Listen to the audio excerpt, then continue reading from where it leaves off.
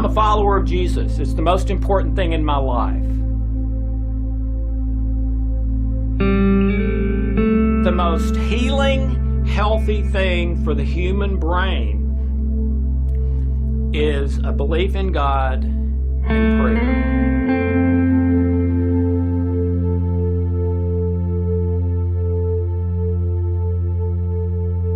Hi, I'm Dr. Alex Loyd, and welcome to the Spiritual Laws of Nature. We're in the process of doing the top 10 as rated by our listeners.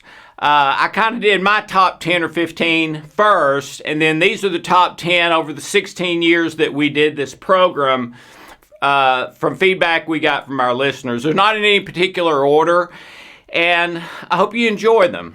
This one I would never have chosen for the top 10, but it's amazing how many people have said, you know, this is kind of what unlocked it for me. So, and it is a very important principle. And it could have two different titles. One would probably be, I'm not getting anywhere fast, or I'm stuck, or I'm not, this isn't working, something like that. The other title would probably be Overcoming Fear and Doubt. We had a very famous president who said in one of his most famous speeches, all we have to fear is fear itself. And in some cases, that's true. If you're not in a life-threatening situation, then the only thing that can mess up how God built you to work is fear, which hits the stress button, from which comes up to 95% of illness and disease. Now, if you're in a life-threatening situation, you want to go into fear. That's what it's designed for. It's a miraculous system to save our life over and over and over again.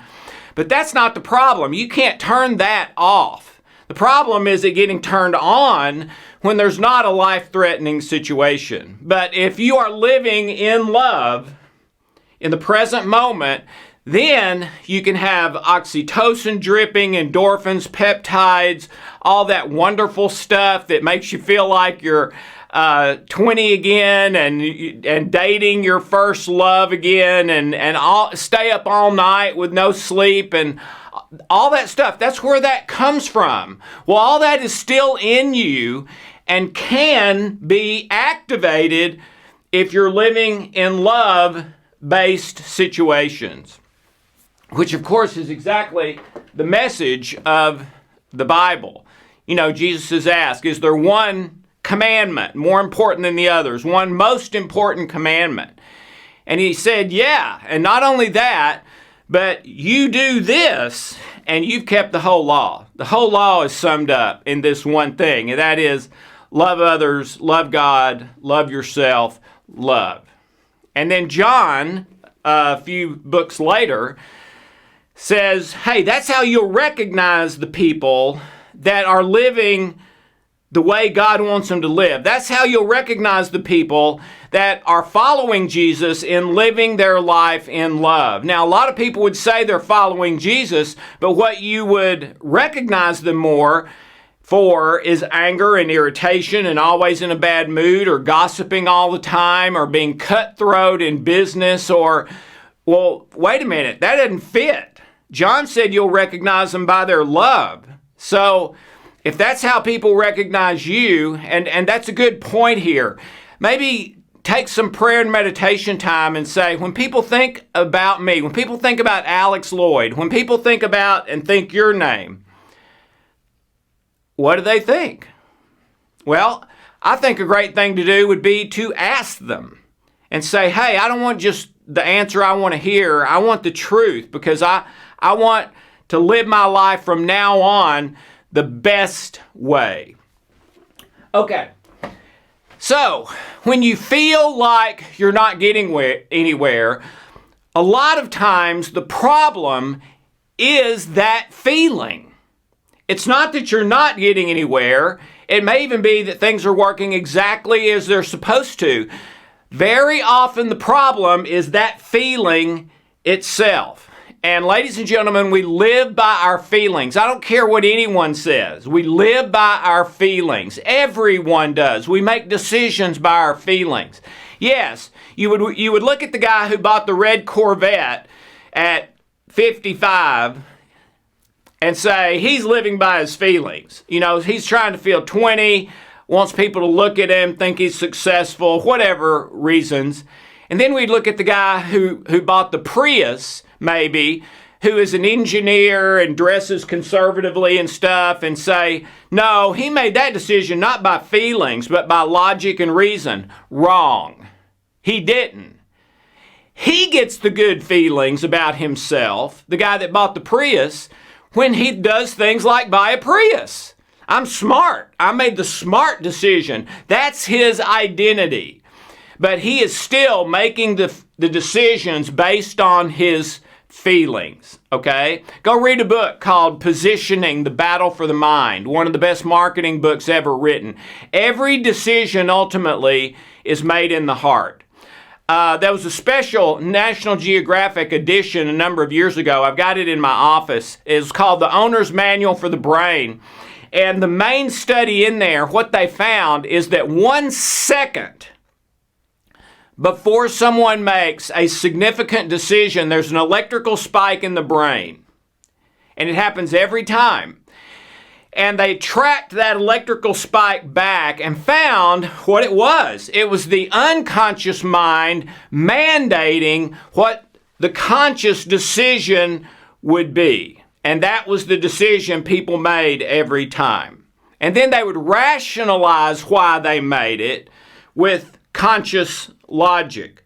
But that's not why they made it. They made it because it was mandated to them to buy that or do that or not do that. Okay? Well, the latest research we have is that about 50% of what's in our memories is wrong. It's in error. It's incorrect.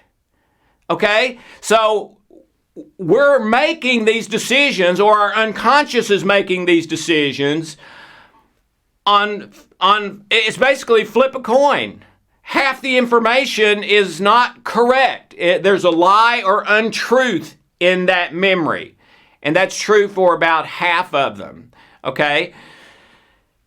So what I'm saying is, we feel that nothing's happening because of our feelings, but our feelings are often just flat wrong. Okay? So let me go a couple of places.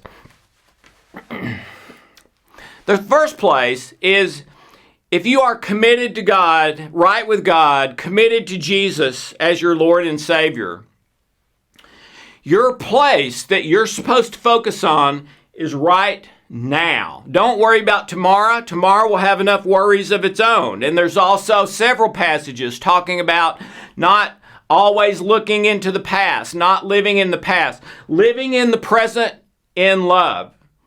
That's what the New Testament teaches, okay? So that's what you're supposed to do, and leave the end results up to God, who you have given your life to. That's where we're supposed to be as believers. But so many people, they're either always thinking into the future with anxiety, worried about what might happen, or with sadness, depression, hopelessness, looking into the past, being weighed down in the present because of what has happened in the past.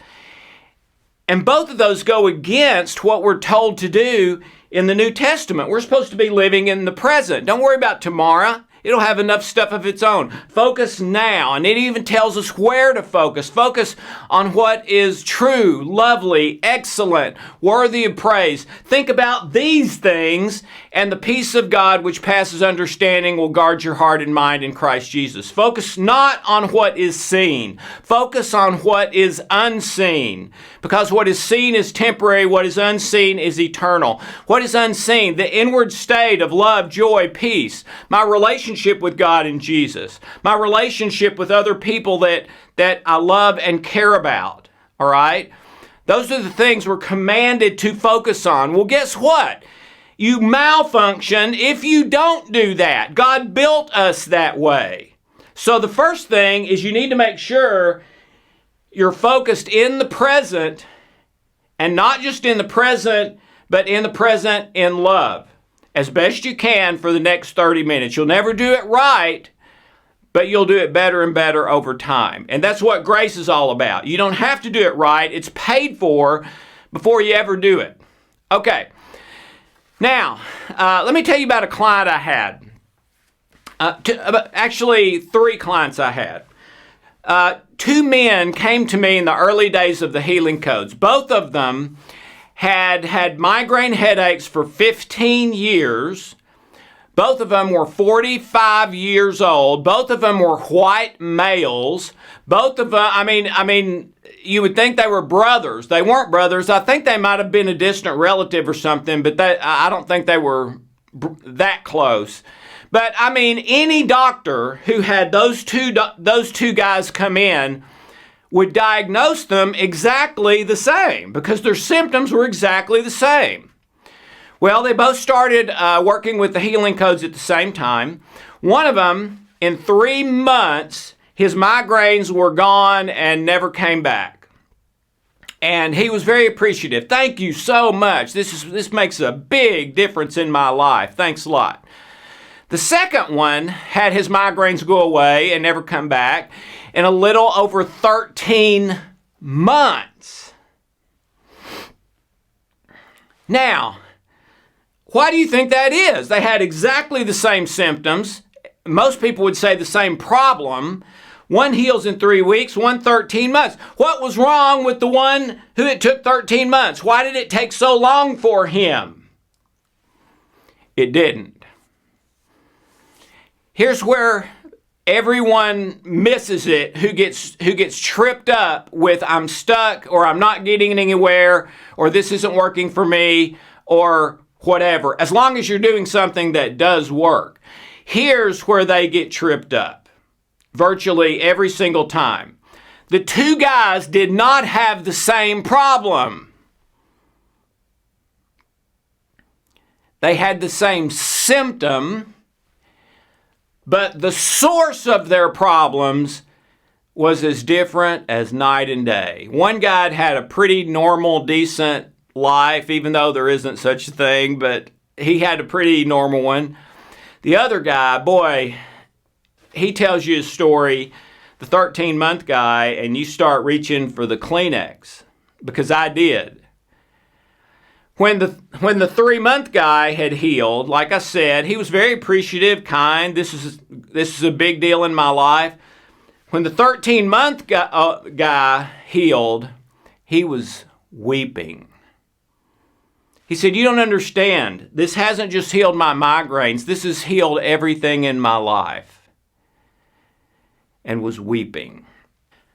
So the point of that story is we're not working on symptoms when you're working in the spiritual realm, okay? And with these spiritual laws of nature, or with energy medicine that works like the spiritual, it's dealing with energy, okay? But these spiritual laws of nature, when you're working on these things in your life, these work by the spiritual laws, not by the natural laws. The natural laws are both those guys had the same problem.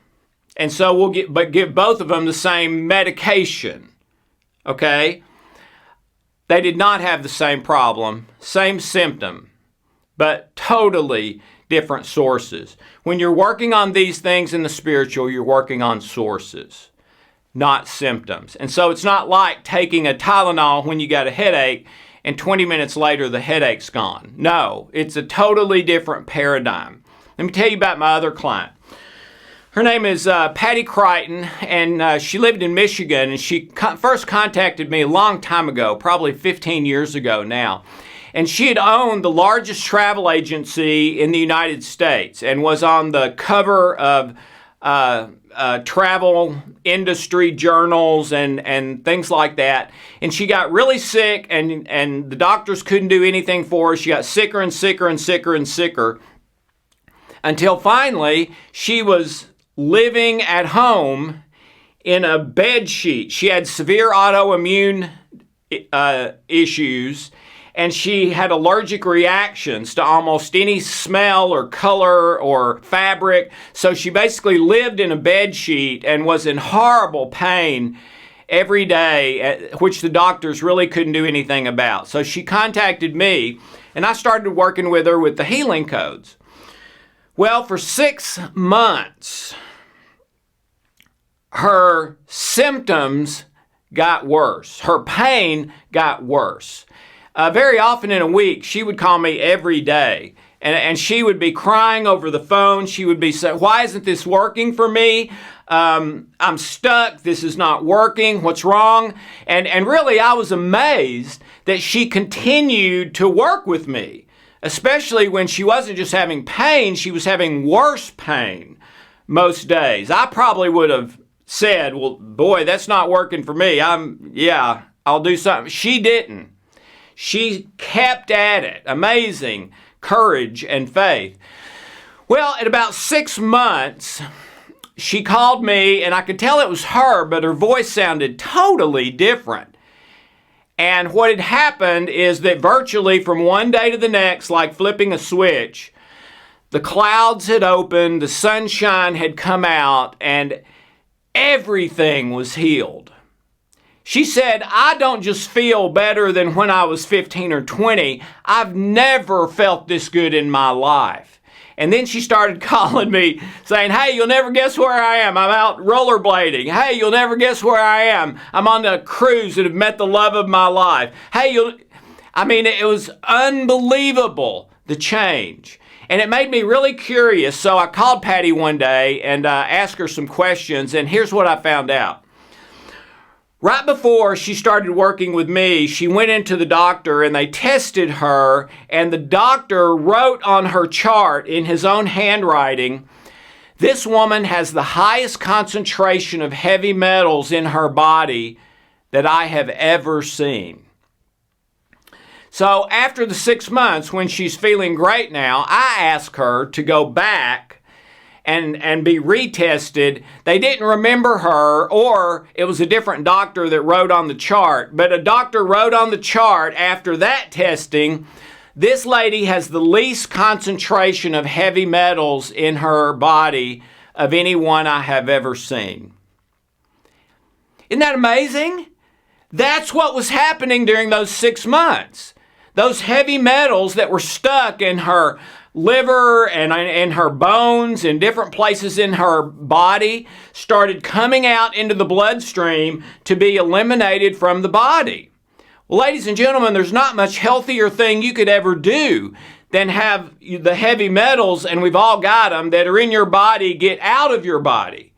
Many people think there's nothing that can do that.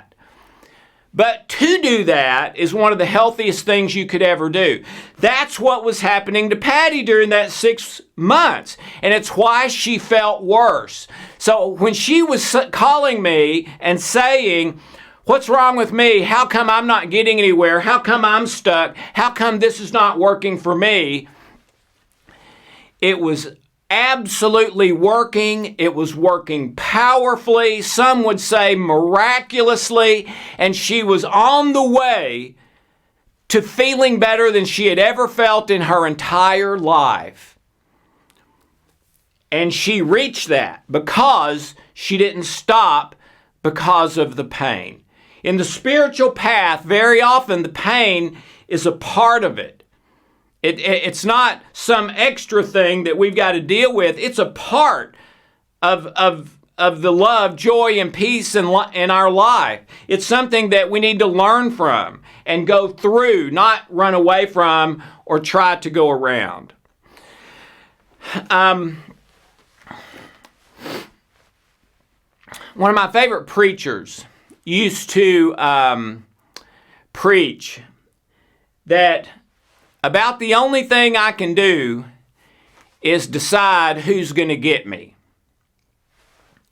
Either God or Satan is going to get me. One of them is going to get me. About the only control I have over my life is to decide which one. And I do have that choice all the time, every day, my whole life. But as far as making this happen or making that happen or this not happening, very often that's not even up to me if I'm living on the spiritual path. Okay? But I do believe there's a lot of truth in that. And then one of the best books I've ever read is called Inside Out by a wonderful Christian psychologist, one of my heroes. And I went to hear him speak one time, and I so appreciated what he said. He said, you know what? I've been hearing for years and years and years, as I had too, from all kinds of people and preachers. And his name is Larry Crabb, and this is back to Dr. Crabb. He said, I've been hearing for years that, when a child dies, it's not God's fault. That's not what God wanted. When this tragedy happens, that was not God. When this happens, not God. But then he said, but you know what? If God is who he says he is, if he is omniscient, if he is all-powerful, if he is all-present, if he is all, then he absolutely could have stopped that. If he couldn't have stopped it, then he's not God. If he's God, then yeah, he could have stopped it. Or this one, or that one, or the one with the child, or anything else. So he said the buck has to stop with God, and it does. For everything in your life. So what is God's promise? God's promise is if you love him, all things work together for good, Romans 8, to those who love the Lord. Okay? And then it goes on and are called according to his purpose. I believe his purpose is love. But all things work together for good to those who love the Lord. Well, if you are committed, if you are right with God, right with Jesus, he's your Lord and Savior, you are committed to love, which Jesus said is what the whole law is summed up in, and you do that and you've done everything. If you're committed to that, really, from the bottom of your heart, for the rest of your life, no matter what, then anything that happens in your life, I believe you need to consider this is exactly what is supposed to be happening to me. Okay? Because all things work together for good. I believe I'm right with God. I'm committed to love as best I can.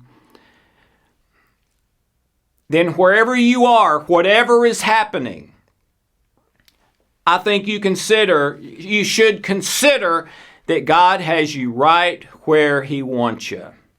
And if you're in pain, then the pain is part of his plan for you. You either need to learn something from it, or you need to just go through it as best you can, sometimes hanging on by your fingernails in love and truth.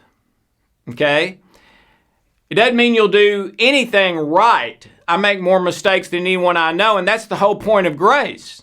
Is that right and wrong isn't the issue now. Now, if you do wrong knowingly, you punch your stress button, which we don't want to do. But from a salvation sin place, it's really irrelevant now. It's all been paid for. The one today, the one 10 years from now. All paid for. So, I would say,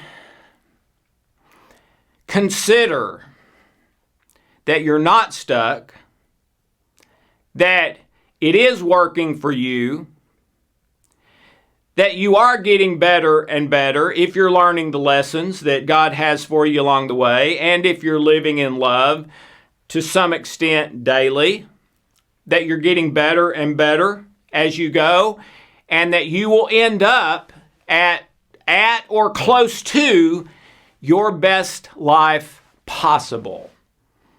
So, the fear itself may be what's messing you up. The fear and doubt, which comes from most of us, from 50% of the information being in error.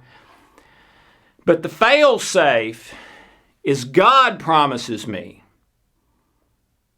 that He is going to make my circumstances, He's going to make things work together for my best, for my good, as long as I'm right with Him, living in love. And I don't mean by that not sinning. We all sin. The only way you get away from that is you say, you know what, God, I don't want you anymore.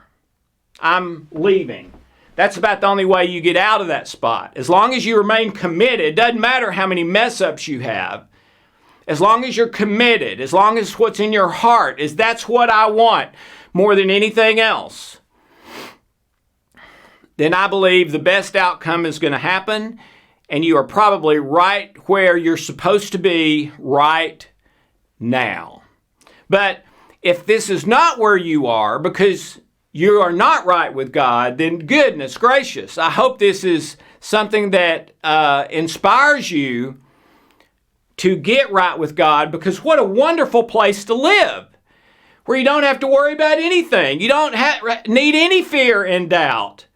Because, yeah, I've decided who's going to get me. I choose you, God. I choose you, Jesus. And I'm in right relationship with you. I'm committed to love in the present. I'm trying to think about what is pure, lovely, excellent, worthy of praise. I'm trying to focus on the unseen versus the seen. I don't do it well yet, but that's what I'm trying. That's my intention.